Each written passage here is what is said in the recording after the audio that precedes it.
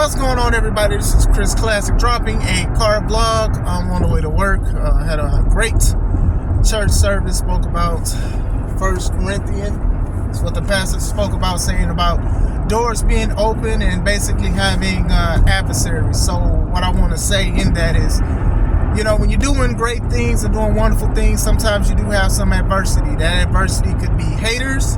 It could be yourself. It could be doubt. It could be anything. So I do hope and pray that if you are doing something great, righteous, serving the community, overcoming obstacles, I do hope and pray that you don't pay attention to those. If they try to hold you down, you just use them to get stronger like an anchor weight. Nobody tells you today, remember that God loves you, Christ loves you, I love you as well. We're going to get through it and we're going to make it. You know, it's all love.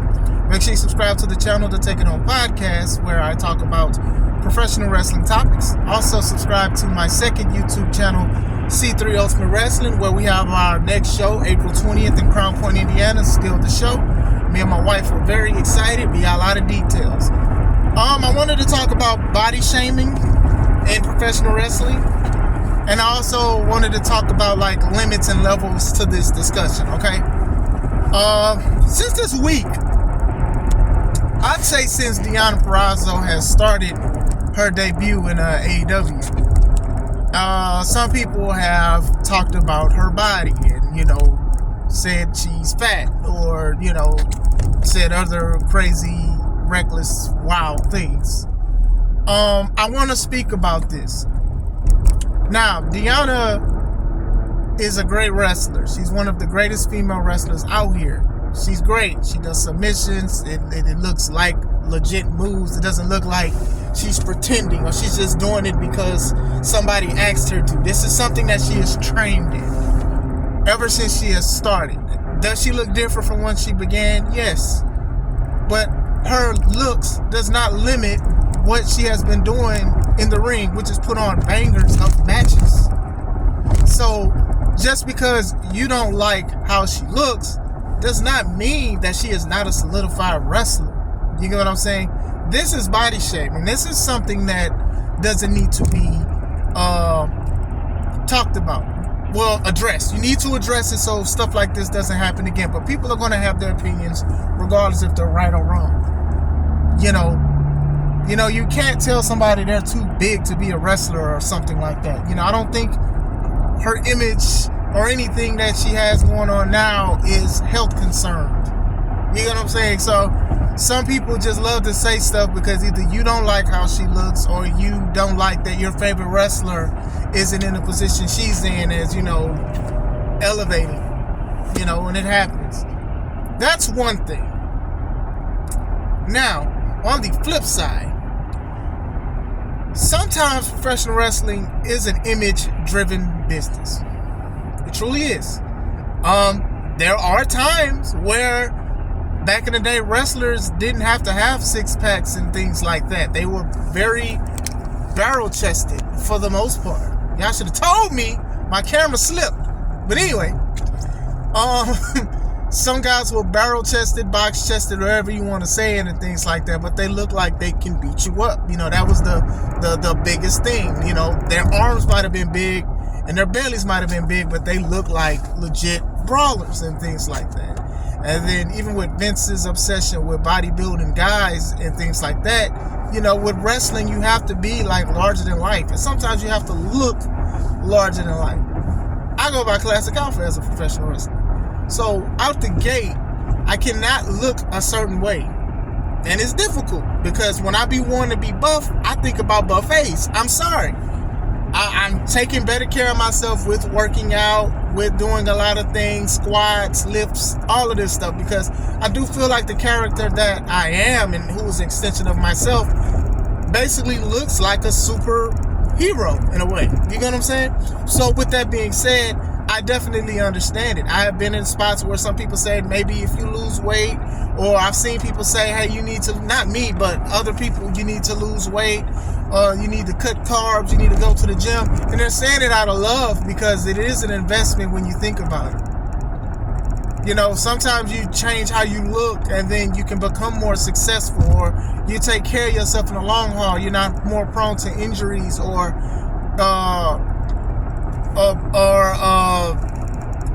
ailments that come in, heart attack, high blood pressure, hypertension, all of this stuff, diabetes. Like these are things that you all have to take care of. You know, some wrestlers, they didn't look a certain way, and then they left companies and then came back looking better than ever. Guys like Drew McIntyre, who looked like very skinny at one point, but he was very tall and lean, and he was called the Chosen One. But then when he left WWE, he started doing more bookings and took better care of himself and working out. Now look at him. He's just like one of the most jacked people on the roster. And even Jinder Mahal is kind of the same way. He left and came back, but he looked a lot different from when he started. Nobody could hinder the Jinder. So these kind of things do happen, you know. Sometimes you do need to look better or be more presentable as a professional wrestling. Shoot, even if you look like one, people may present you an opportunity to wrestle. Some of the guys back in the day, like Goldberg was just working out, and the way he looked, people was like, man, you should be a wrestler, you should do this. You know, it can be image driven. Sometimes it's bad, like how people are trying to talk about Deonna Purrazzo, and sometimes it's good, like a Goldberg or Sting or anybody that's like working out or anything like that. These kind of things happen, but I did want to speak about that. Now you also have people like, and I've said it before, even like Eddie Kingston, right? He's obviously doesn't have a desire to change how he looks. And I do think that he could cut some weight or whatever, and he could make more definition in his arms as a professional wrestler. Especially when y'all put him as a Triple Crown champion, all three of these belts and things like that. And you have him beating a lot of guys, and it's like the guys looking a lot better than him, pause if necessary, when we're talking about this situation. And then you're using storyline and you're showing that he gets mad when people call him fat, and he got a gut. And he's not hiding the gut. He's showing the gut to everybody. And I'm not sitting here saying he's too fat or unappalling to be a wrestler or anything like that, but sometimes you do have to take care of yourself. And I think Eddie has been like this for a lot of the matches that I've seen before he was even in AEW. He has lost some weight, but it is one of those things. It's just like sometimes it's an image thing, and I think he's in the right company of AEW to where I don't think they're going to ask him to do that. But if he was ever to go to WWE, he says he's not going to go. I don't think they want him, but they would probably tell him, hey, you need to do something a little different. I want to say, if anything, a slim line for how some companies book guys who don't look like the stereotypical wrestler. Guys like Mankind, Mick Foley, Dude Love, and things like that. You know, they looked like when they first started, they looked way different from when like they was in WWE with Mick Foley and stuff like that. But the crowd got so behind them, sort of like a Eddie Kingston, but a little bit bigger, obviously. I'm talking about the crowd reaction. And he was a WWE champion, and then he went to Impact, and then was a champion there and stuff like that, and Hall of Fame career. And for being how he is and things like that, people probably would be like, dang, you look crazy if you lost a lot of weight, looked different. But, it's some exceptions. There are some exceptions with this thing. Kevin Owens, he lost weight too. And he doesn't look like like the average wrestler or anything. And I like him. He's a very good wrestler. He's very dope. But even then, he wrestles in a shirt and things like that. He's not showing like what's under the shirt or anything like that. He's wearing a shirt, he's wearing shorts and stuff like that, and that's probably him being comfortable. So that's just one of those things. Bray Wyatt had to lose a lot of weight at one time, and unfortunately with all this other stuff happening, I don't know what happened leading up to his death. I knew it was an illness and everything like that, but you get what I'm saying when it comes to images and things like that. Some people do want the best for other wrestlers, and if you do have to cut weight and if you do have to work out, which is something that we should be doing anyway, then let that be and let it happen. You know what I'm saying?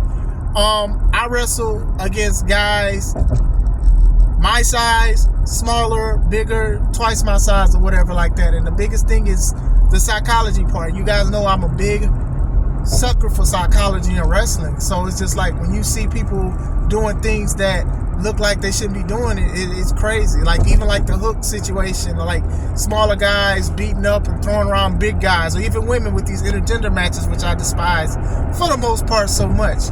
It's just all about looking a certain way and being appealing.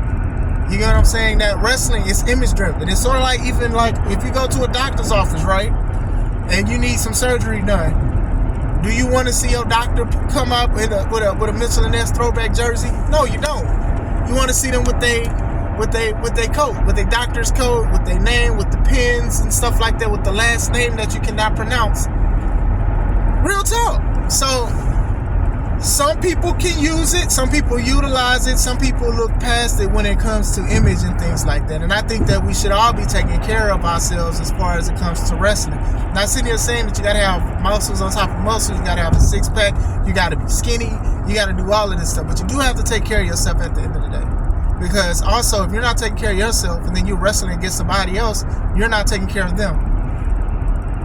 And that's what it is. So things like talking about Deanna, trash.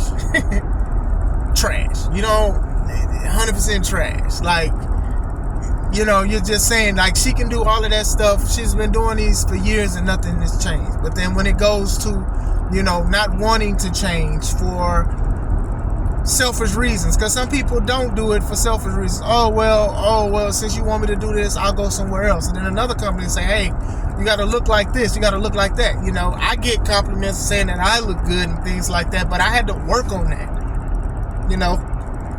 I had to work on my image. I had to work on certain things, how I got to carry myself. I used to slouch a lot. My wife, she look at me like, Chris, you need to stand up. Like, I'd be looking at her in the crowd or something like that. Like, these are the things. It's image driven as well. You can have all the passion in the world, but if you don't look or carry yourself like a professional wrestler, why should somebody give you a chance?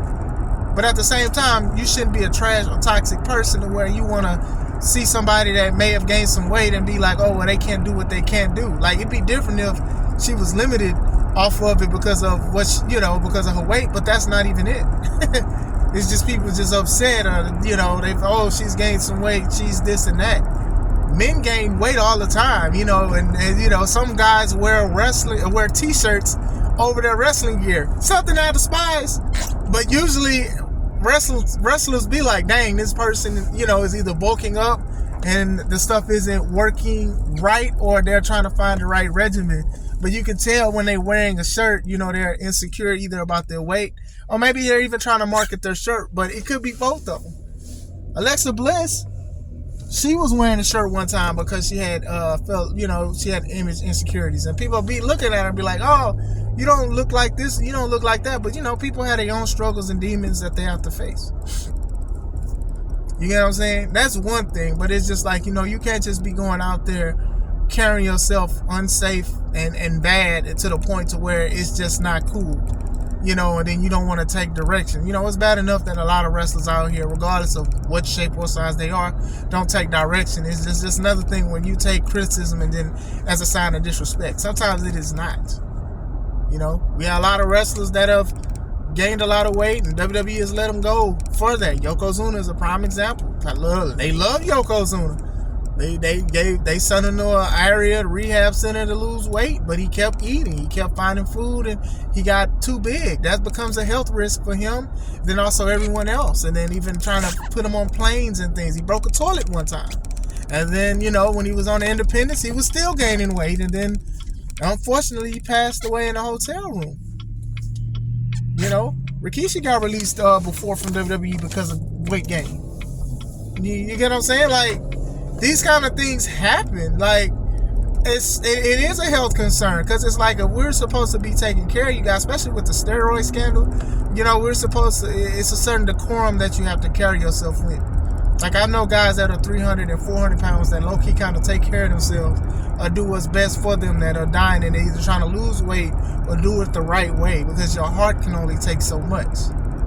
So I did want to speak about this issue or whatever like that, telling somebody that they can lose some weight or they can gain some weight, because some people are skinny and need to bulk up. Sometimes that's not from a bad place. Sometimes you want them to look a little bit more like a professional wrestler, or carry themselves, and maybe that look can get them more looks. Because, like I said, it can be image driven. But just telling somebody they're fat because of ABCD, or they just look fat, and it's just like, okay, well, what is going on with that? And she's married, so it's like, I don't think she's like trying to change her image for other people, I can't really speak for her on that part, but me being a married person, I'm not really trying to change the image for anybody but me and my wife. You know what I'm saying? I do think I need to look better as an alpha. Like, I'm calling myself classic alpha for a reason.